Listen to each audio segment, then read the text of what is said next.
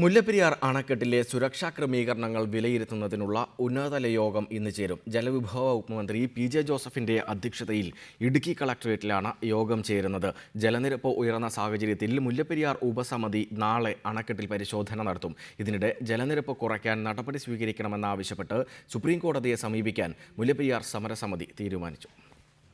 ജലനിരപ്പ് ഉയർന്ന സാഹചര്യത്തിലാണ് മന്ത്രി PJ ജോസഫ് ഉന്നതതല യോഗം വിളിച്ചത്. ജലനിരപ്പ് ആശങ്ക സൃഷ്ടിച്ചിട്ടും ബന്ധപ്പെട്ട ഉദ്യോഗസ്ഥർ നിസ്സംഗത പാലിക്കുന്നതായി ആരോപണം ഉയർന്നിരുന്നു.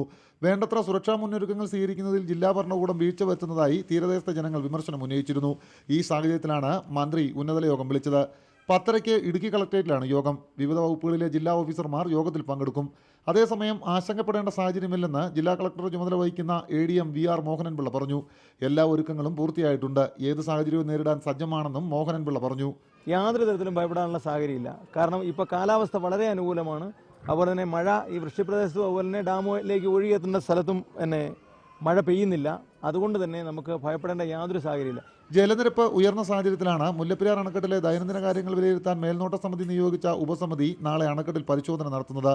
കേന്ദ്ര ജല കമ്മീഷൻ അംഗം ഉംബർജി ഹരീഷ് ഗിരീഷ് അധ്യക്ഷനായ സമിതി രാവിലെ അണക്കെട്ടിലെത്തി പരിശോധന നടത്തും.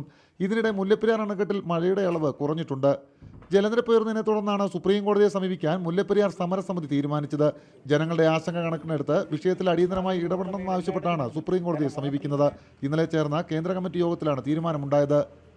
റിപ്പോർട്ടർ, ഇടുക്കി.